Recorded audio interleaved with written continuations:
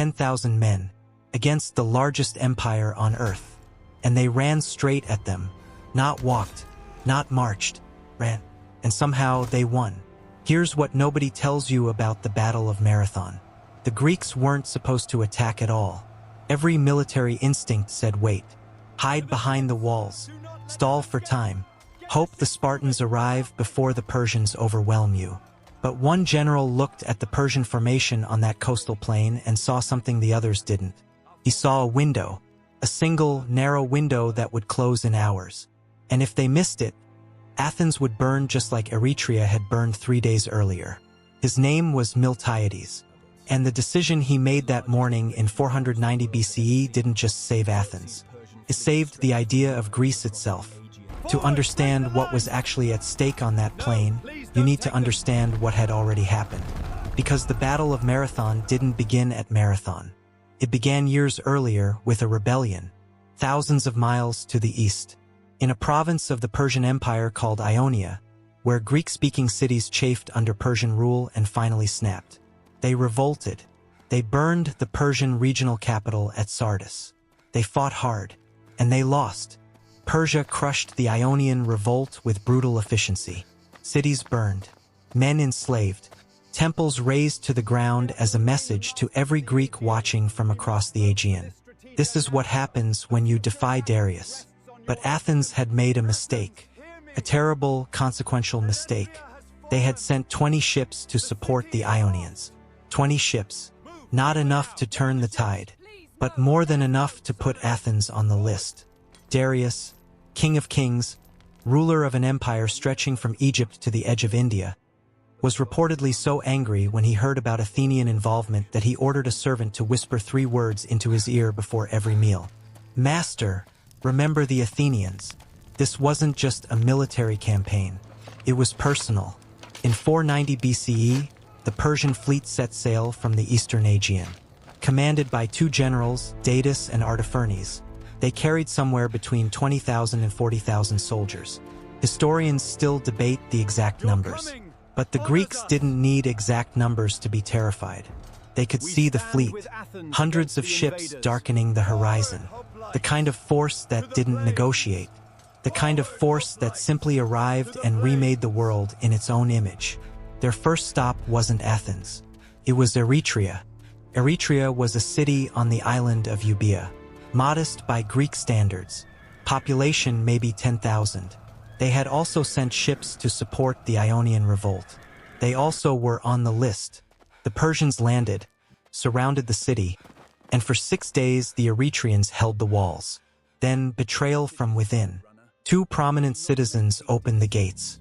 The city fell in hours. What happened next was deliberate and horrifying. The temples were looted, then burned. The population, men, women, children, were rounded up, chained, loaded onto ships. They would be transported to Persia, settled in a foreign land, thousands of miles from home, as living trophies of Persian power. Runners brought the news to Athens. Eretria had held for 6 days. Athens was larger, yes, but not so much larger that the gap felt comfortable. And the Persians were already sailing south. When the Persian fleet appeared in the Bay of Marathon, roughly 26 miles northeast of Athens, the Athenians had a decision to make. And they almost made the wrong one. The Athenian Assembly, the body that actually governed Athens, sent an urgent message to Sparta requesting military assistance. The runner they chose was a man named Phidippides, a professional long-distance courier called a hemerodromus, literally a day-long runner. He covered the 150 miles from Athens to Sparta in approximately 36 hours. Let that number settle for a moment. 150 miles, 36 hours, on foot, through mountainous terrain, to beg for help. The Spartans heard him. They agreed Athens was in danger. They agreed the Persians must be stopped. And then they said, we can't march yet. They were in the middle of a sacred religious festival. The Carnea. Spartan law forbade military action during the festival. They would march immediately after it ended. In 6 days. 6 days was forever. So Athens marched to Marathon without them. Around 9,000 to 10,000 Athenian hoplites. Heavy infantry. each man carrying roughly 50 to 70 pounds of bronze armor, shield, and equipment, plus roughly 1,000 warriors from the small city of Plataea, honoring an old alliance with Athens, showing up when it mattered. 11,000 men, approximately, against perhaps twice that number, with no cavalry, against an enemy that had plenty of it. They arrived at Marathon and immediately set up camp at the foothills where the plain met the hills. Smart positioning. The high ground gave them protection from the Persian cavalry, mounted archers who could devastate unprotected infantry in the open. But it also meant they weren't attacking. And for days, possibly 5 or 6 days, the two armies just stared at each other. The Athenian War Council was fracturing. 10 generals, each with a vote, and the votes were almost perfectly split. On one side, the cautious faction. Wait for the Spartans. Don't risk everything on a single battle in the open. The Persian cavalry will cut the hoplites to pieces the moment they advance across the plain. On the other side, Miltiades. Miltiades was uniquely qualified to understand what was actually happening on that beach. He had lived in Persia's orbit for years. He'd served as a ruler in the Thracian Chersonese, a Greek enclave on the edge of Persian territory. He'd actually fought with Persian forces during a campaign against Scythia. He knew how they thought, how they fought, what they feared, and he knew something the cautious generals didn't fully appreciate. Athens couldn't afford to wait, not because of the army in front of them, but because of the army behind them. The Persian fleet could leave Marathon at any time, sail around the peninsula, and attack Athens directly while the Greek army was stuck at Marathon. The city had no walls strong enough to hold. The political situation inside Athens was unstable. There were Persian sympathizers, potential traitors, just like the ones who opened Eritrea's gates. The longer the Athenians waited, the more time those sympathizers had to act. Miltiades argued, the only way to guarantee Athens' safety was to destroy the Persian army here, at Marathon, before they could re-embark and sail. He just needed one more vote. He got it from the Polemarch, the elected war leader, a man named Callimachus, who cast the deciding vote in favor of attack. The decision was made. They would attack. Now here is where the story becomes extraordinary, because the Persian formation was not disorganized. These were professional soldiers, veterans of campaigns across 3 continents. Their standard tactic was devastating. Advance the infantry, unleash waves of arrows from composite bows that could punch through light armor at 150 meters, soften the enemy formation, then hit them with the heavy infantry while cavalry swept around the flanks. It had worked in Egypt. It had worked in Babylon. It had worked in Ionia. But something was different the morning the Greeks came off that hillside. The cavalry wasn't there. Why? Historians have debated this for 2,500 years. The most likely explanation: the Persian cavalry had been temporarily moved, possibly to re-embark on ships for a flanking attack on Athens, possibly to water the horses at a nearby spring. Whatever the reason, the scouts reported it clearly. The most dangerous element of the Persian force was absent.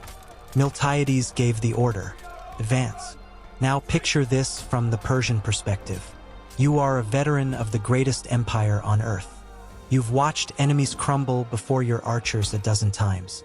You've seen Greek hoplites before, slow, heavy, methodical. They need time to build momentum. They tire easily in their bronze armor. You have archers who can cut them down before they even reach your line. And then you watch 11,000 of them break into a run, across nearly a mile of open plain. Screaming, the Greeks charged at what ancient sources describe as a dramos, a full run. Whether they sprinted the entire distance or ran the last portion within arrow range, historians debate. But the effect was the same. They closed the gap fast enough that the Persian archers had only seconds to fire before the Greek line crashed into them. The Persian formation was wider than the Greek line. Miltiades knew this, so he made a deliberate choice that looked like suicide from the outside. He thinned the Greek center to match the Persian flanks on the wings, making the center dangerously thin. Maybe only 4 ranks deep instead of the standard 8. But the wings, the far left and far right, he kept strong. The plan was brutal in its elegance. The wings would punch through the Persian sides first, then turn inward, and the center would hold long enough for the hammer to fall. Here's the thing about plans. They break on contact with reality. The thinned Greek center hit the Persian heavy infantry in the middle of the line, and the center began to buckle. Persian infantry pushed through. Greek warriors died. The formation bent and then broke backward. For several minutes, this battle looked like a catastrophe. The men in that center weren't cowards. They were holding against overwhelming pressure, knowing they were outnumbered, knowing the line behind them was failing. They held as long as they could, but the wings were winning. The stronger Greek flanks had crashed through the lighter Persian infantry on both sides, and now they wheeled, turned inward, began compressing the Persian formation from both sides simultaneously. The Persians in the center who had pushed the Greek line back suddenly found themselves surrounded. Enveloped, the compression was catastrophic. Persian soldiers who had been advancing moments before were now fighting in three directions.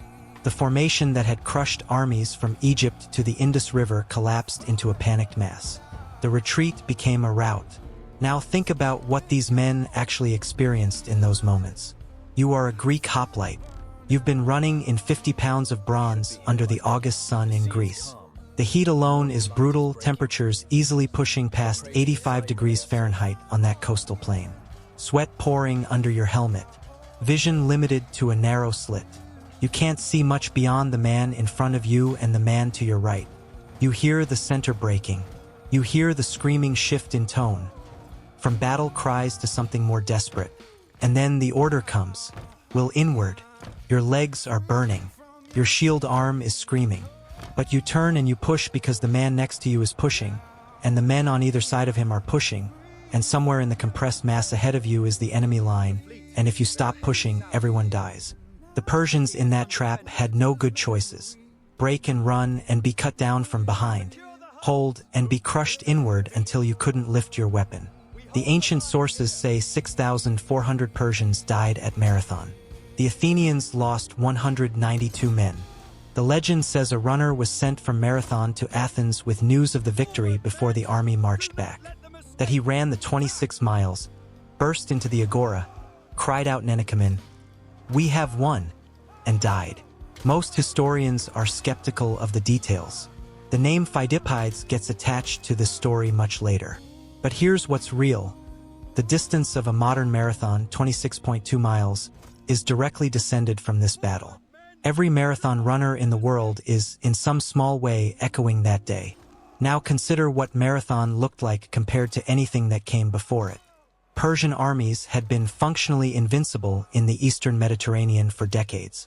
They had crushed the Lydians, destroyed Babylon, broken Ionia. Persian military power was the background radiation of the ancient world. It was simply there, omnipresent, unavoidable. No Greek army had ever defeated a Persian force in open battle.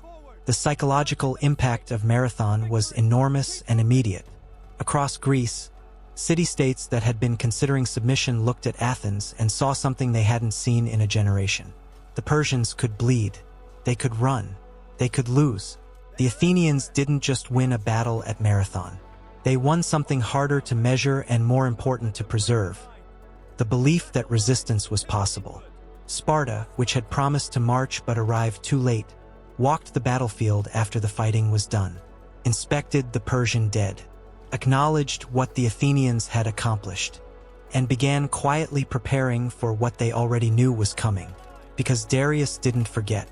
He spent the years after Marathon rebuilding his forces, preparing a larger invasion, one that would make the fleet at Marathon look like a scouting party. He died before he could launch it. His son Xerxes finished the work. 10 years after Marathon, in 480 BCE, the Persians returned. Not with 20,000 men, not with 40,000. Ancient sources describe an army of 2 million, almost certainly an exaggeration, but modern estimates still put it somewhere between 100,000 and 300,000 soldiers. A fleet of over 1,200 warships, the largest invasion force the ancient world had ever seen. And the first army that stood in their way wasn't Athenian. It was 300 Spartans, 700 Thespians, and a handful of others, standing in a narrow coastal pass called Thermopylae. They held for 3 days. What Leonidas and his men did there, and why they stayed when they knew they would die, is a story that requires its own telling. But here is what you need to understand about why Thermopylae was even possible. Marathon gave Greece 10 years. 10 years to build a fleet. 10 years to forge alliances.